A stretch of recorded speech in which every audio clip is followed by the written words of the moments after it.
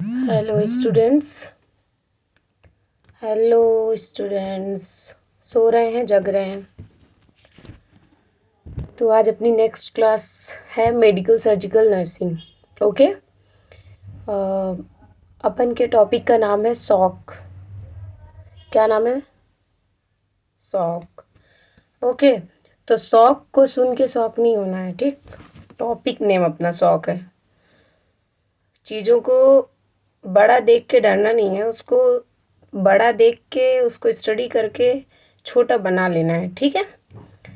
तो अपन क्या पढ़ेंगे आज? शॉक पढ़ेंगे। तो फर्स्ट ऑफ ऑल अपन देखेंगे इंट्रोडक्शन। क्या देखेंगे?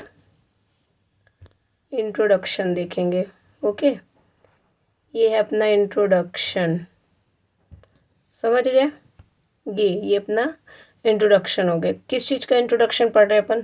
शॉक का पढ़ रहे हैं। जो अपनी टॉपिक है उसके बारे में अपन सब कुछ देखेंगे, ठीक है? तो अपन देखते हैं इंट्रोडक्शन। ओके। अब इंट्रोडक्शन में हम cell needs two things to function: oxygen and glucose. This allows the cells to generate energy and do their specific jobs. When cells don't receive either of them or both, they stop functioning. Okay. इसका मतलब ये हुआ, means ये है कि cells need two things to function. जो हमारी sales होती हैं वो उनको काम करने के लिए दो चीज़ों की ज़रूरत होती है. ओके. वो दो चीज़ कौन सी? Oxygen and glucose. समझ रहे हो? ओके. ऑक्सीजन एंड ग्लूकोज दो चीज़ों की ज़रूरत होती है, ठीक है, सेल्स को फंक्शन करने के लिए. तो अपन फिर then this allows the cells to generate energy and do their specific jobs. तो ऑक्सीजन और ग्लूकोज, इससे सेल्स की ऊर्जा क्या होती है? जो एनर्जी होती है वो जनरेट होती है. और अगर क्या होता है? When cells don't receive either of them or both. अगर हमारे जो सेल्स होते हैं उनको बोथ बोथ यानी ऑक्सीजन एंड ग्लूकोज, इन दोनों में से कुछ भी नहीं मिलता है, तो दे स्टॉप फंक्शनिंग. जो हमारा सेल्स होता है वो फंक्शन क्या कर देता है? स्टॉप कर देता है. वो फंक्शन क्या करता है? स्टॉप कर देता है. समझ गए? इंट्रो समझ में आया? तो सीधा सीधा ये मतलब है कि जो हमारी सेल्स होती हैं उनको फंक्शन करने के लिए दो चीज़ों की ज़रूरत होती है: ऑक्सीजन एंड ग्लूकोज. ओके. ये है हमारा ऑक्सीजन एंड ग्लूकोज, ये है, ठीक. Oxygen and glucose. This allow the cells to generate energy and do their specific job. Okay. तो ये हमारी जो सेल्स होती है इससे इनकी क्या होती है? एनर्जी जनरेट होती है. When cells don't receive either of them or both, they stop functioning. अगर इन दोनों में से हमारे सेल्स को कुछ भी नहीं मिलता है तो वो फंक्शन क्या होता है? स्टॉप्ड हो जाता है. अंडरस्टूड बच्चों? ओके.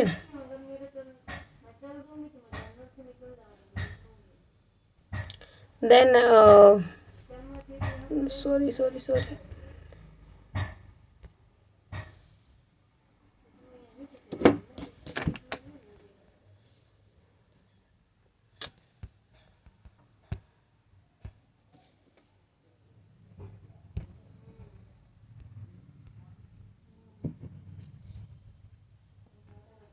देन अपन देखेंगे नेक्स्ट में अपन का क्या टॉपिक है? डेफिनेशन. इसको थोड़ा सा जूम करते हैं. ओके. ये हमारा है क्या? डेफिनेशन. ये है हमारा डेफिनेशन. ओके. तो अपन अब क्या देखेंगे? डेफिनेशंस देखेंगे. अब डेफिनेशन हमारा क्या कहता है कि शॉक इज डिफाइंड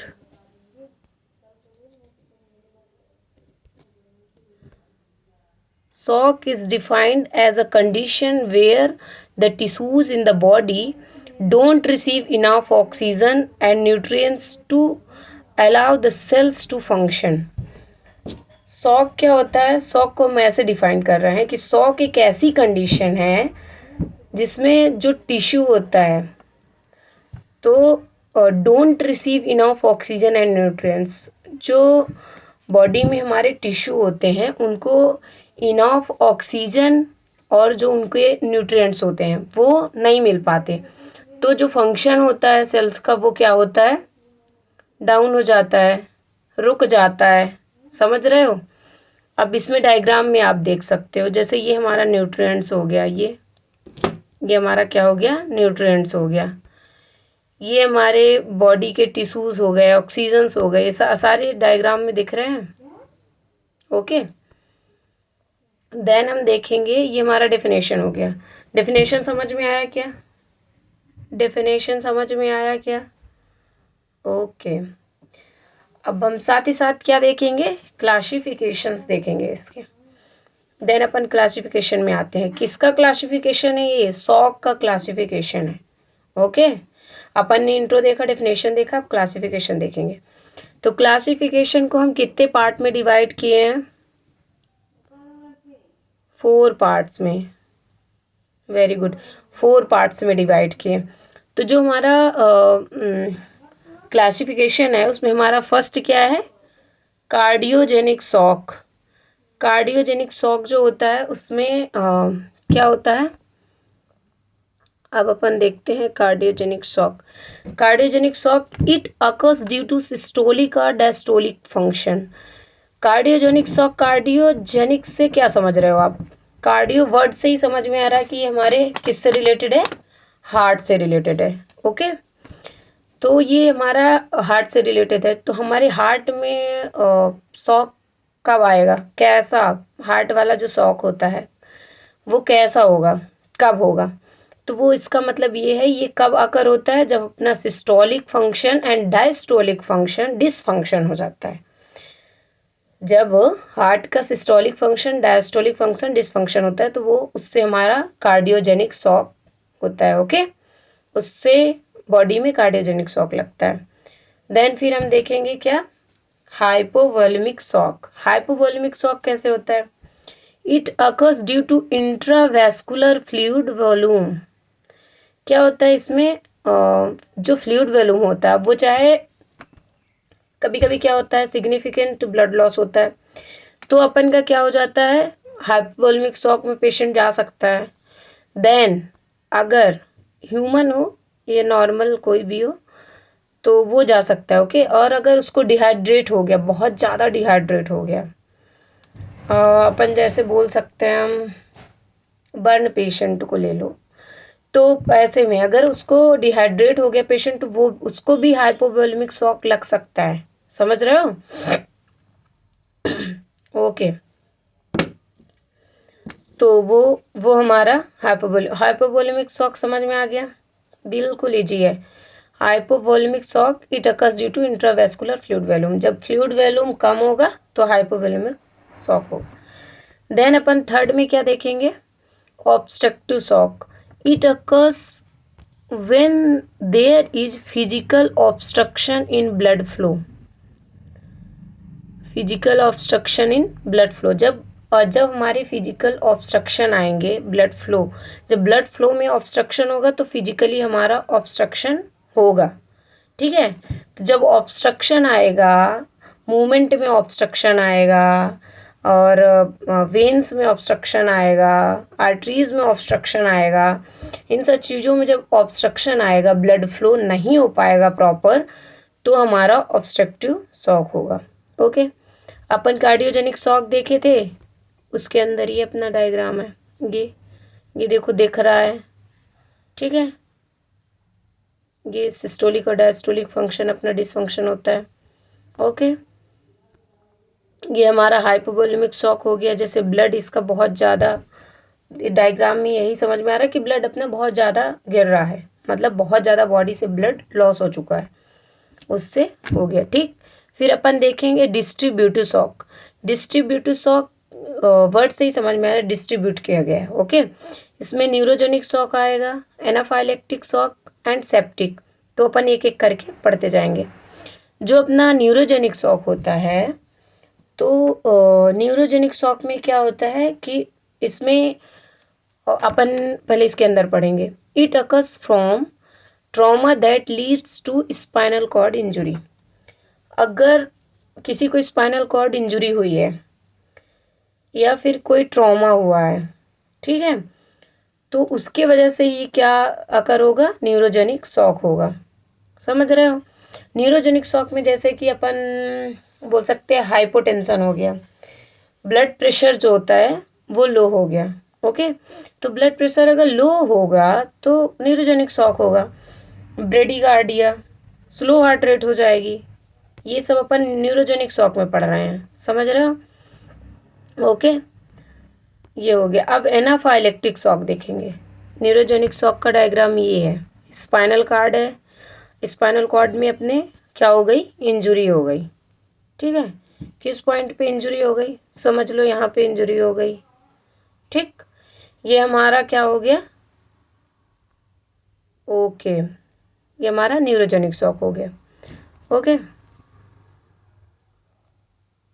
देन फिर हम देखेंगे क्या, एनाफाइलेक्टिक शॉक।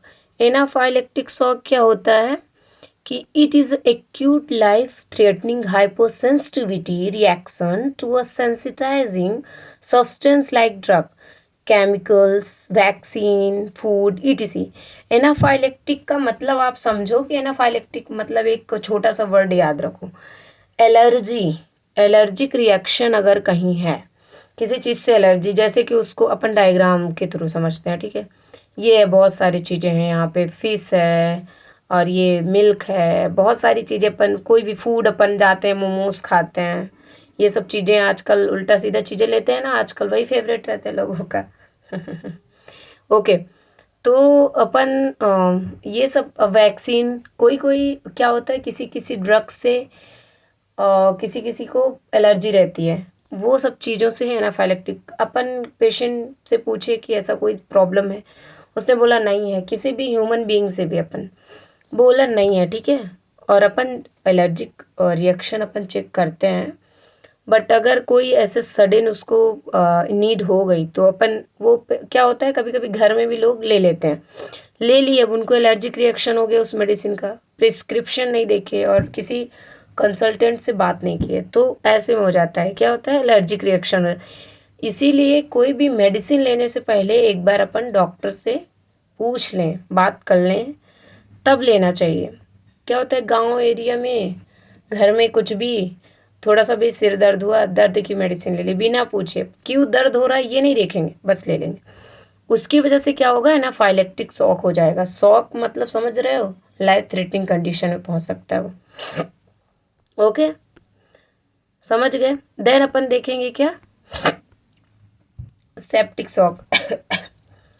सेप्टिक शॉक में अपन देखेंगे, also known as a blood poisoning, is a condition caused by infections that leads to bacteria entering blood. अब सेप्टिक शॉक में अपन क्या देखेंगे, जो सेप्टिक शॉक होता है वो इन्फेक्शन से रिलेटेड होता है। किससे रिलेटेड, इन्फेक्शन से। इसको हम सेप्टिक शॉक को हम ब्लड पॉइजनिंग नाम से भी बोल सकते हैं। ओके, ये ऐसी कंडीशन है जो इन्फेक्शन के द्वारा कॉज्ड होती है, लाइक बैक्टीरिया, और bacteria like Streptococcus, staphylococcus entering blood.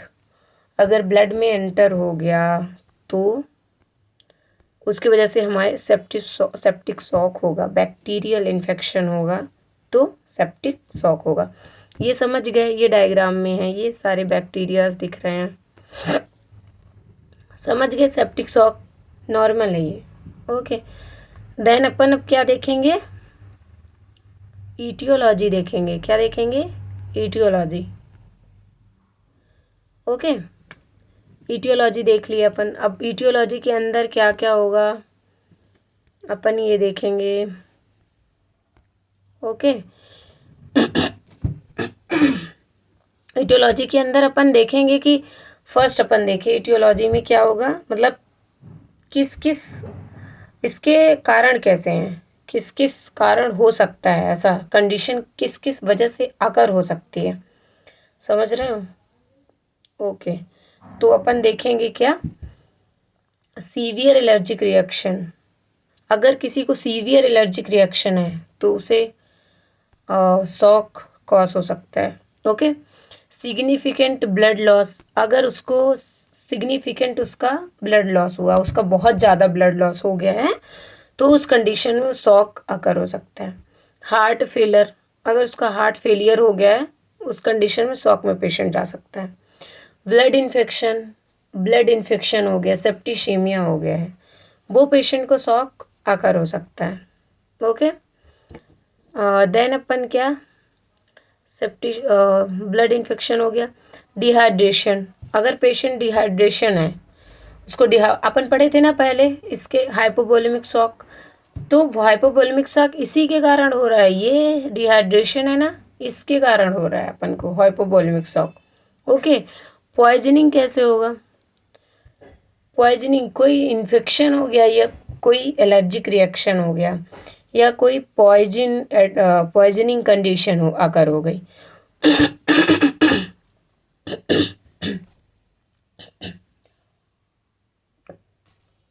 उसके उसके कारण क्या होगा, ये कंडीशन आकर होगी।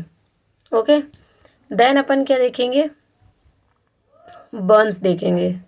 तो बर्न से कैसे हो सकता है, बर्न से कैसे हो सकता है, बर्न से ऐसे होगा, एक मिनट आपकी, बर्न से अपन को कैसे होगा कि जब कोई भी पेशेंट होता है या कोई भी ह्यूमन बींग्स, अगर कोई भी, जैसे अपन ही जल गए, बहुत ज़्यादा बॉडी जल गई है, ठीक है, बर्न्स का भी टाइप्स होता है, बर्न्स की डेफिनेशन होती है, बर्न्स कैसे, किसको बर्न्स बोलते हैं, ये सब चीज़ें पढ़ना है, नेक्स्ट वीडियो में डालेंगे अपन। तो बर्न्स में क्या होता है, जब पेशेंट बहुत ज़्यादा बर्न हो जाता है तो उसका जो फ्लूइड वॉल्यूम होता है वो क्या हो जाता है, डिक्रीज हो जाता है, और डिक्रीज नहीं, बहुत ज़्यादा डिक्रीज हो जाता है। उस कंडीशन में क्या होता है कि पेशेंट क्या होता है, हाइपोवोलेमिक शॉक में चला जाता है। इस कारण भी हो सकता है, ये इसके क्या पढ़े अपन ने, एटियोलॉजी पढ़े, ठीक है, समझ गए? ओके, अब अपन क्या देखेंगे, पैथोफिजियोलॉजी देखेंगे। पैथोफिजियोलॉजी में अपन फर्स्ट क्या देखें, कार्डियोजेनिक शॉक। ओके, पैथोफिजियोलॉजी में अपन फर्स्ट क्या देखेंगे, कार्डियोजेनिक शॉक।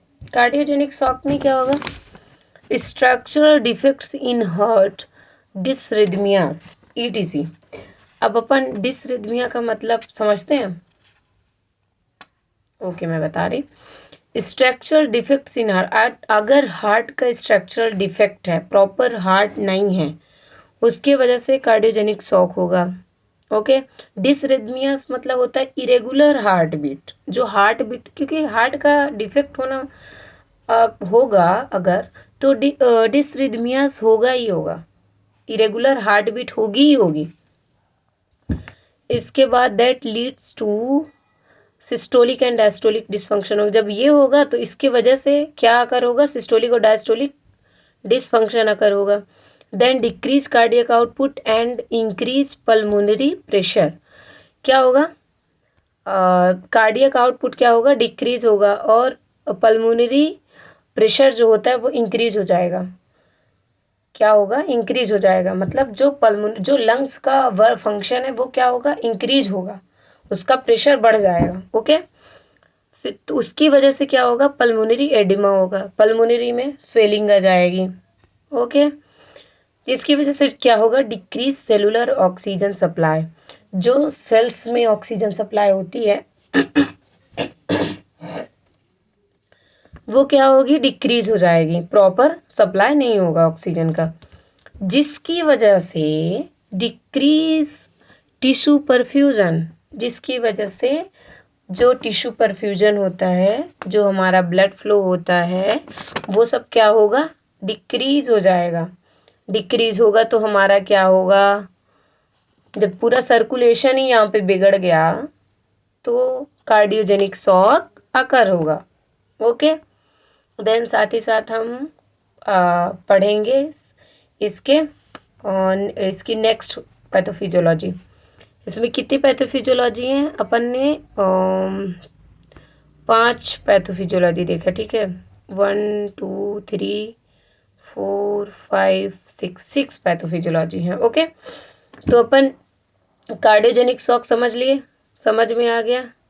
ओके, बिल्कुल इजी है, इजी समझ के पढ़ो, अपने आप समझ में आएगा। ओके, देन अपन देखेंगे हाइपोवोलेमिक शॉक। अपन ने हाइपोवोलेमिक वर्ड बहुत बार बता चुका, पहले बहुत बार पढ़ चुका है हमने, है ना, तो वो समझ में आ गया।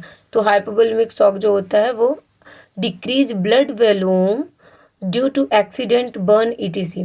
क्या होता है कि हाइपोवोलेमिक शॉक ऐसे होता है कि जब ब्लड वॉल्यूम क्या होगा, डिक्रीज होगा, और ड्यू टू एक्सीडेंट। अब ब्लड वॉल्यूम ज़रूरी नहीं है कि जो ब्लड वॉल्यूम है वो ड्यू टू एक्सीडेंट से ही डिक्रीज हो। उसको भी हो सकता है, जैसे मदर को हो गया पोस्टपार्टम हैमरेज हो जाता है। ओके, ऐसा, तो ऐसे इन कंडीशनों से भी हाइपोवोलेमिक शॉक हो सकता है। बर्न कंडीशन अपन ने समझ लिया कि बर्न से कैसे हो सकता है। दैट लीड्स टू क्या, डिक्रीज वेनस रिटर्न। तो जो वेनस रिटर्न होता है वो क्या होगा, डिक्रीज होगा। देन डिक्रीज कार्डियक आउटपुट, अब ये होगा तो कार्डियक आउटपुट डिक्रीज होगा। देन डिक्रीज टिश्यू परफ्यूजन, फिर से डिक्रीज होगा टिश्यू परफ्यूजन। देन उसके बाद क्या है कि अगर टिश्यू परफ्यूजन डिक्रीज हो जाएगा तो जो सेलुलर मेटाबॉलिज्म है वो क्या होंगे, ओके, डिक्रीज होंगे। ओके ओके, तो ये अपन को समझ में आ गया, वेरी इजी। ओके, फिर अपन देखेंगे neurogenic shock, disruption of sympathetic nervous system. इसमें क्या होगा, जो नर्वस सिस्टम है, सिम्पथेमेटिक नर्वस सिस्टम जो है वो क्या होगा, डिसरप्शन होगा। क्या होगा, disruption of sympathetic nervous system, वो क्या होगा, डिसरप्शन हो जाएगा। और डिसरप्शन होगा, इसकी वजह से क्या होगा, न्यूरोजेनिक शॉक होगा। तो सबसे पहले ये कंडीशन अकर होगी, then that leads to vasodilation, vessels का डायलेशन, डिक्रीज बीपी, वेसोडाइलेशन होगा। जो वेसोडाइलेशन कंडीशन अकर होगी किसकी वजह से, क्योंकि नर्वस सिस्टम हमारा डिसरप्शन हो रहा। देन फिर डिक्रीज बीपी, वेसोडाइलेशन के कारण हमारा क्या होगा, जो डिक्रीज हो जो ब्लड प्रेशर है वो हमारा क्या होगा, डिक्रीज होगा, ब्लड प्रेशर डिक्रीज होगा। देन फिर हमारा क्या होगा, decrease cardiac output, cardiac output हमारा डिक्रीज होगा। ब्लड प्रेशर अगर डिक्रीज होगा तो डिक्रीज सेलुलर ऑक्सीजन सप्लाई, और कार्डियक आउटपुट डिक्रीज होगा तो सेलुलर ऑक्सीजन सप्लाई डिक्रीज होगा। ओके, देन फिर क्या होगा, डिक्रीज टिश्यू परफ्यूजन, वही होगा, टिश्यू परफ्यूजन डिक्रीज होगा।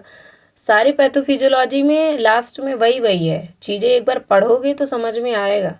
ओके, देन फिर इम्पेयर्ड सेलुलर मेटाबॉलिज्म, जो सेलुलर मेटाबॉलिज्म है वो इम्पेयर्ड हो जाएंगी। ओके, डिसफंक्शनिंग हो जाएंगे, जिसकी वजह से न्यूरोजेनिक शॉक होगा। कुल मिला के जो नर्वस सिस्टम है, जो न्यूरॉन्स हैं वो डिसफंक्शन हो जाएंगे, इसकी वजह से कॉज होगा न्यूरोजेनिक। ओके, फिर एनाफाइलेक्टिक शॉक, एनाफाइलेक्टिक अपन ने देखा था। एनाफाइलेक्टिक शॉक कैसा होता है ये देखते हैं।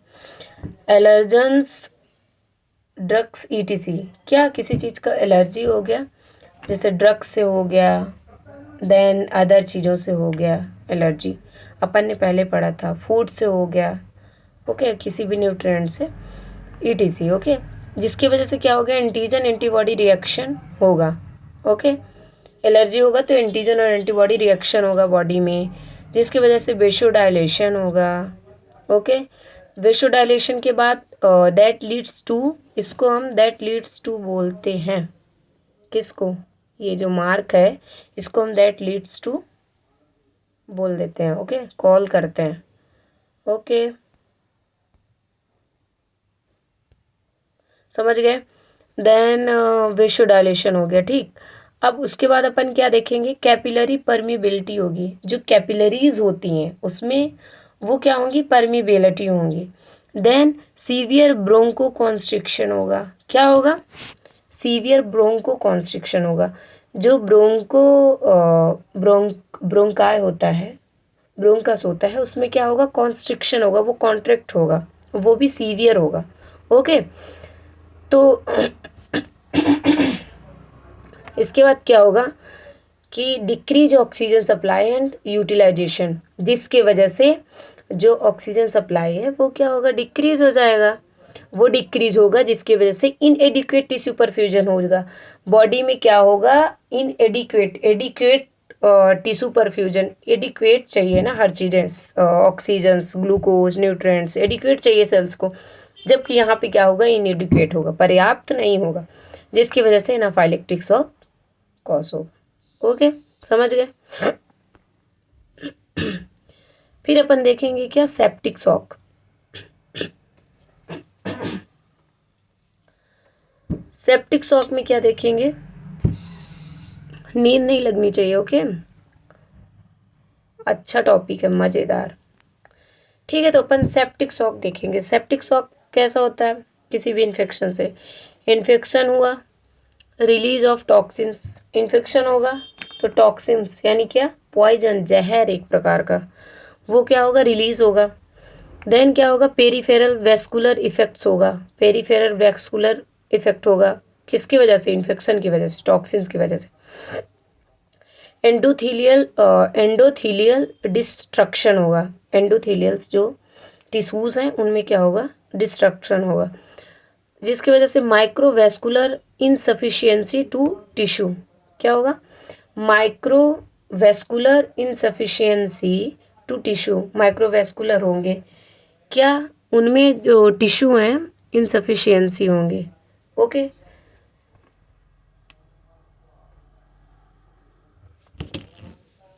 देन फिर क्या होगा इसके बाद, inadequate blood flow to the tissue, inadequate blood flow, अपन का ब्लड फ्लो जो होता है वो टिश्यू में इनएडिक्वेट होगा। अब इसमें हमने क्या देखा कि पेरीफेरल वेस्कुलर इफेक्ट होगा, इसमें इफेक्ट होगा।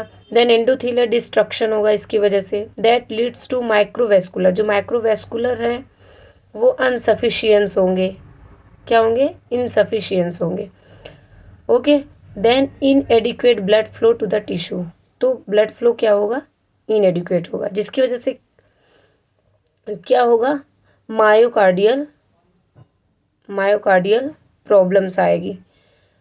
तो क्या होगा, डिक्रीज कॉन्ट्रेक्टिबिलिटी होगी, जो कॉन्ट्रेक्शन होता है, ओके, वो क्या होगा, डिक्रीज हो जाएगा। तो इनएडिक्वेट ब्लड फ्लो होगा, फिर से इनएडिक्वेट ब्लड फ्लो हो जाएगा, जिसकी वजह से टिश्यू में हाइपोक्सिया की कंडीशन आएगी। ओके, टिश्यू में हाइपोक्सिया की कंडीशन आएगी। ओके, समझ गए, जिसकी वजह से सेल्स क्या होते हैं, डेथ हो जाते हैं। सेल्स डेथ होंगे तो सेप्टिक शॉक होगा। ओके, समझ गए। ओके, बिल्कुल ईजी है, इसको ऐसे आराम से पढ़ना है, समझना है, एक बार अच्छे से सुनना है तो समझ में आ जाए। देन अपन क्या देखेंगे, ऑब्स्ट्रक्टिव शॉक देखेंगे। ऑब्स्ट्रक्टिव शॉक, ऑब्स्ट्रक्टिव शॉक में हमने क्या देखा, physical obstruction in blood flow, blood flow में क्या होगा, ऑब्स्ट्रक्शन होगा, जिसकी वजह से क्या होगा, डिक्रीज वेनस रिटर्न अकर होगा, डिक्रीज वेनस रिटर्न अकर होगा। देन डिक्रीज कार्डियक आउटपुट अकर होगा।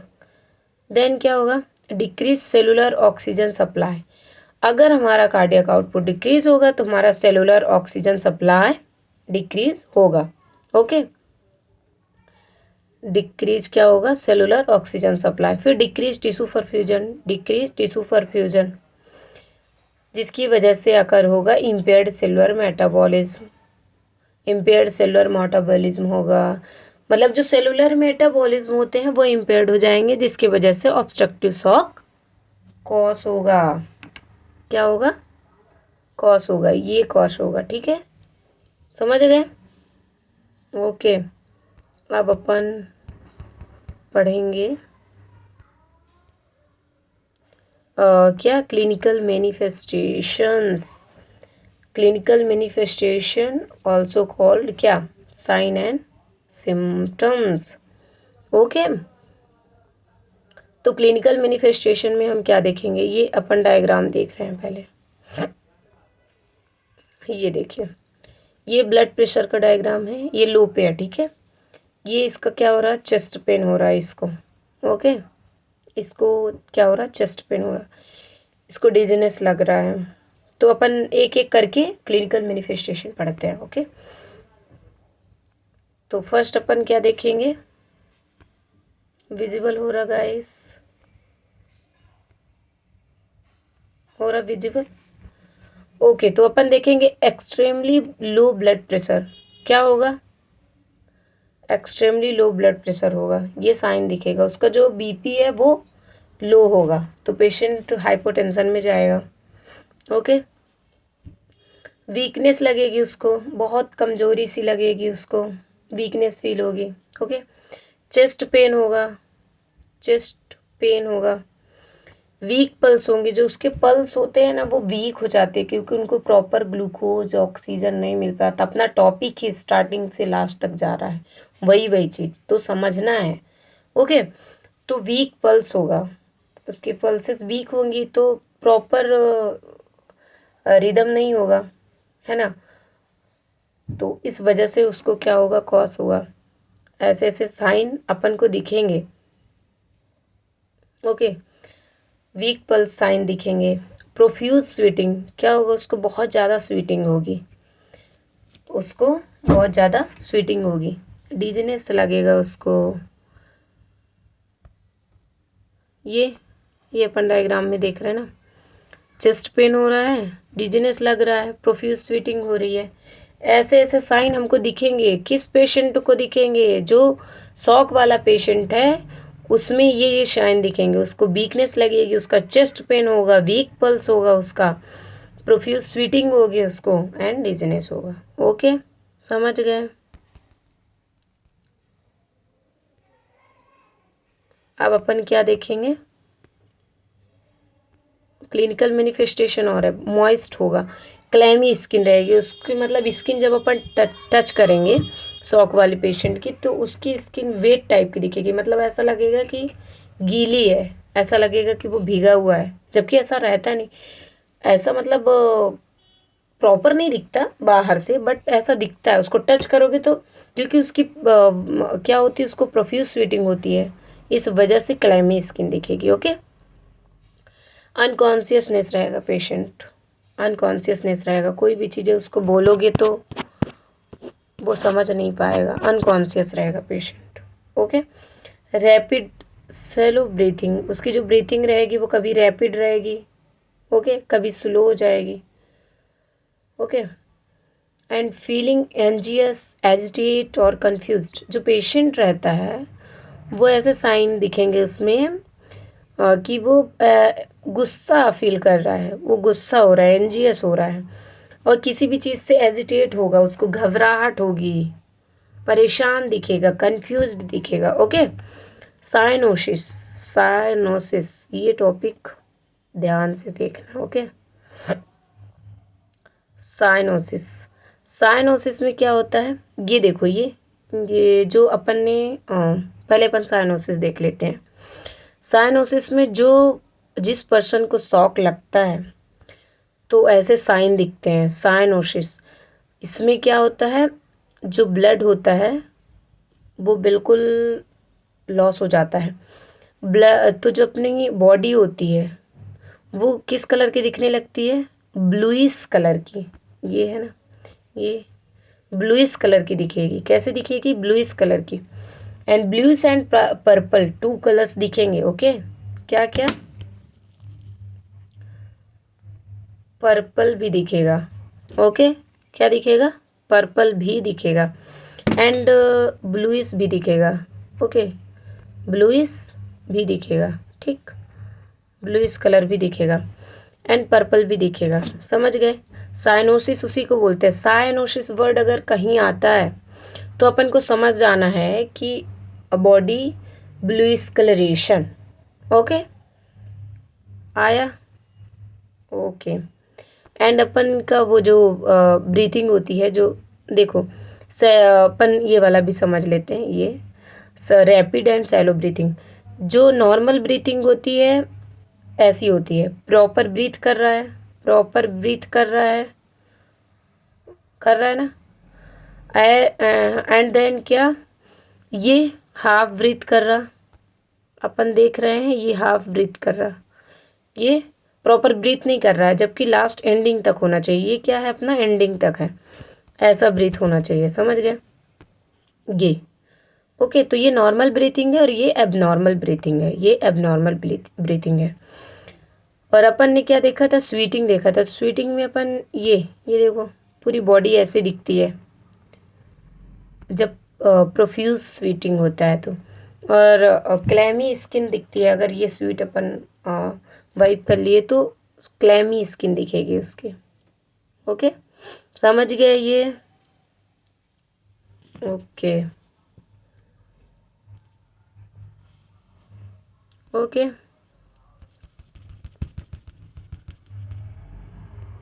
अब अपन क्या देखेंगे, डायग्नोस्टिक इवैल्यूएशन। क्या, डायग्नोस्टिक इवैल्यूएशन। ओके, इसमें क्या करेंगे, जो पेशेंट होगा उसका सबसे पहले हम क्या करेंगे, हिस्ट्री कलेक्शन करेंगे, उसका पूरा बायोडाटा लेंगे, भाई वो कहाँ से है, उसका पूरा बायोडाटा लेंगे। देन फिजिकल एग्जामिनेशन करेंगे। फिजिकल एग्जामिनेशन में हम क्या करते हैं, फिजिकल एग्जामिनेशन में हम उसका इंस्पेक्शन पूरा फिजिकली एग्जामिन करेंगे उसका। ओके, पाल्पेशन परकसन सब कुछ करेंगे। एंड देन हम blood culture and sensitivity test होगा उसका। डायग्नोस्टिक एवल्यूएशन का मतलब ही होता है जो भी टेस्ट होते हैं, जो भी पहले होते हैं, जो प्री टेस्ट होते हैं, वो चीज़ें हम डायग्नोस्टिक एवल्यूएशन में डालते हैं। जो फिजिकल एग्जामिनेशन करेंगे, then blood culture and sensitivity test करेंगे। क्या, blood culture and sensitivity test करेंगे। And CVC, increase WBC and ESR level, ये सब चीज़ें हम देखेंगे। Okay, arterial blood gas analysis, ABC जानते हो ना, A B and G. ABG का फुल फॉर्म भी आ जाता है किसी किसी एग्ज़ाम में, एबीजी। ओके, एबीजी का फुल फॉर्म क्या होता है, आर्ट्रियल ब्लड गैस, ये भी एनालाइज करेंगे।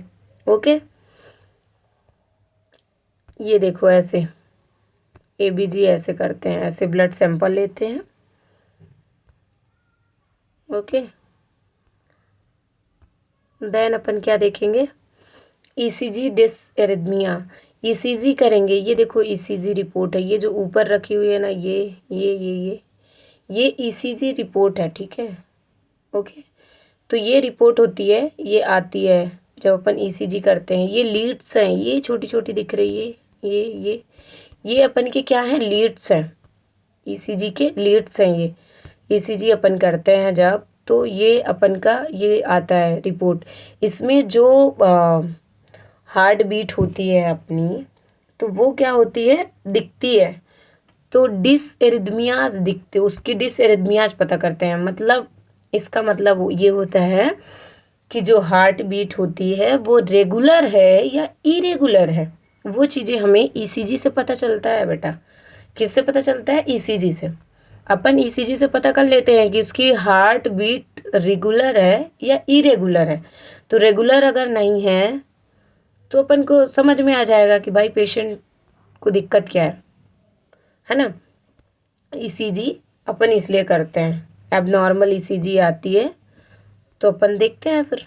Okay, then echocardiogram to rule out aortic stenosis and pulmonary embolism.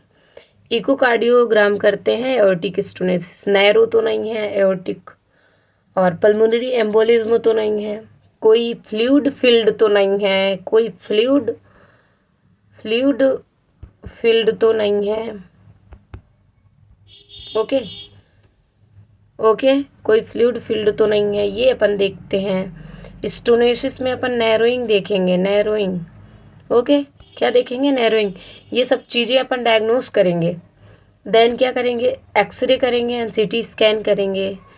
Cardiac monitoring करेंगे, कार्डियक मॉनिटर लगाएंगे जिसमें से हमें पूरा चीज़ पता चलेगा।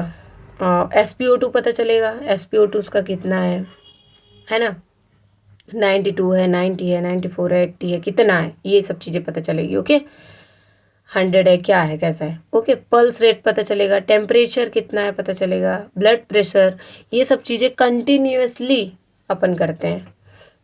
Okay, then central venous pressure fluid loss, central venous pressure भी हम पता करते हैं, जिससे हमें पता चलता है कि उसका फ्लूइड लॉस हुआ है या नहीं। ओके, ये अपन का सेंट्रल वेनस प्रेशर, ये इससे ये पता चलता है। समझ गए? अंडरस्टूड? क्या ईसीजी अपन समझ गए। ईसीजी में क्या होता है? इरेगुलर हार्ट बीट पता करते हैं, ये है इरेगुलर हार्ट बीट पता करते हैं उसको। ओके,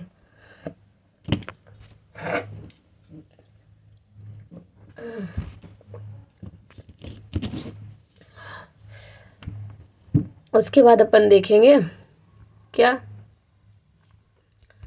उसके बाद अपन कॉम्प्लिकेशन देखेंगे। क्या देखेंगे? कॉम्प्लिकेशंस देखेंगे।